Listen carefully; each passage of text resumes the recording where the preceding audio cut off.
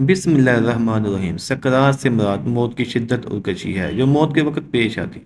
اور موت سے پہلے ہر آدمی پر سکرات کی کیفیت طاری ہوتی ہے۔ بعض اوقات سکرات کا اثر اور نشانی اس پر ظاہر بھی ہوتی ہے، اور کسی کو اس شدت کے اثر سے پیشانی پر پسینہ بھی آ جاتا ہے۔ رسول اللہ صلی اللہ علیہ وسلم کو جب یہ حالت پیش آئی تو آپ پانی میں ہاتھ ڈال کر چہرہ مبارک مل رہے تھے اور فرماتے تھے، یعنی کلمہ طیبہ پڑھتے ہوئے فرمایا کہ موت کے لیے بڑی شدت ہوتی ہے۔ نزا اس تکلیف کا نام ہے جو صرف روح پر اترتی ہے اور تمام اعضاء کو گھیر لیتی ہے، حتیٰ کہ بدن میں روح کے جتنے اجزاء ہیں ان سب کو درد محسوس ہوتا ہے۔ اگر کسی شخص کو کانٹا چبھ جائے تو اس سے پہنچنے والا درد روح کے صرف اس جز کو پہنچتا ہے جو اس جز سے ملا ہوا ہے جس میں کانٹا چبھتا ہے، اور اس کے مقابلے میں جلنے کا اثر زیادہ ہوتا ہے، کیونکہ آگ کے اجزاء بدن کے تمام اجزاء میں سرایت کر جاتے ہیں، جس کی وجہ سے جلنے والے عضو کا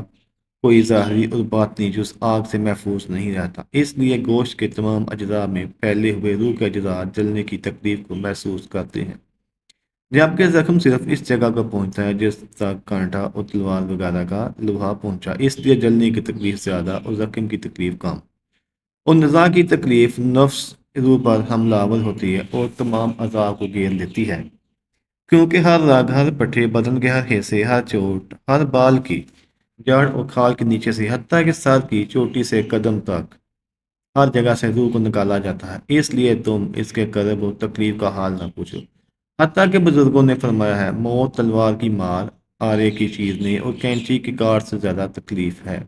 سخت ہوتی ہے، کیونکہ بدن کو تلوار سے کاٹا جائے تو صرف اس لیے تکلیف ہوتی ہے کہ بدن کا روح سے تعلق ہے، تو جب صرف روح ہی کو صدمہ پہنچے تو کس قدر تکلیف ہوگی۔ نیز جب کسی شخص کو مارا جاتا ہے تو وہ مدد بھی مانگ سکتا ہے اور وہ چیخ بھی سکتا ہے، کیونکہ اس کے دل اور زبان میں طاقت موجود ہوتی ہے، لیکن مارنے والے کی آواز اور چیخ و پکار سخت تکلیف کی وجہ سے ختم ہو جاتی ہے، کیونکہ روح نکلنے کی بے انتہا تکلیف ہوتی ہے، اور جو دل پر سوار ہوگا پوری قوت کو ختم کر دیتی ہے۔ مرنے والے کے اجزاء کمزور پڑ جاتے ہیں، اس میں مدد مانگنے کی طاقت باقی نہیں رہتی۔ یہ تکلیف عقل کو بھی ڈانپ لیتی ہے،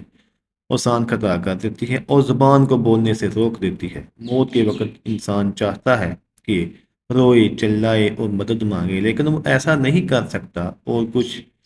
قوت باقی رہتی بھی ہو تو روح نکلنے کے وقت اس کے حلق کو سینے سے گر گر کی آواز سنائی دیتی ہے۔ اس کا رنگ بدل کر مٹیالہ ہو جاتا ہے، گویا اس سے وہی مٹی ظاہر ہوئی جس سے وہ بنا تھا، اور جو اس کی اصل فطرت ہے۔ اس کی رگیں کھینچ لی جاتی ہیں، حتیٰ کہ آنکھوں کے ڈیلے پلکوں کی طرف اٹھ جاتے ہیں، ہونٹ سکڑ جاتے ہیں، زبان اپنی جڑ کی طرف کھینچ جاتی ہے، اور انگلیاں سبز ہو جاتی ہیں اور ٹھنڈی پڑ جاتی ہیں۔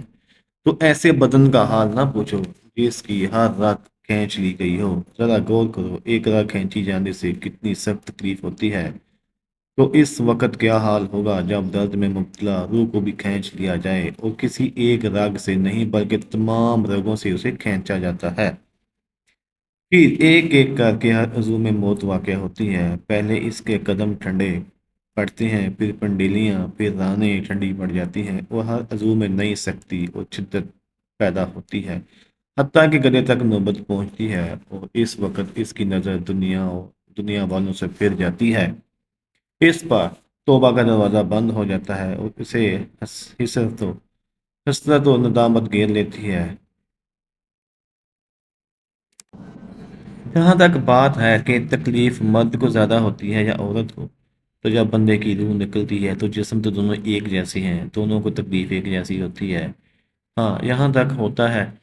کہ جو نیک روحیں ہوتی ہیں، جو نیک انسان ہوتے ہیں، ان کو تو پتہ نہیں چلتا ان کی جسم سے روح کب چلی گئی، لیکن جب روح نکلتی ہے پتہ تو چلتا ہے۔ ہمارے پیارے نبی صلی اللہ علیہ وسلم کی جب روح نکلی تو ان کو بھی پسینہ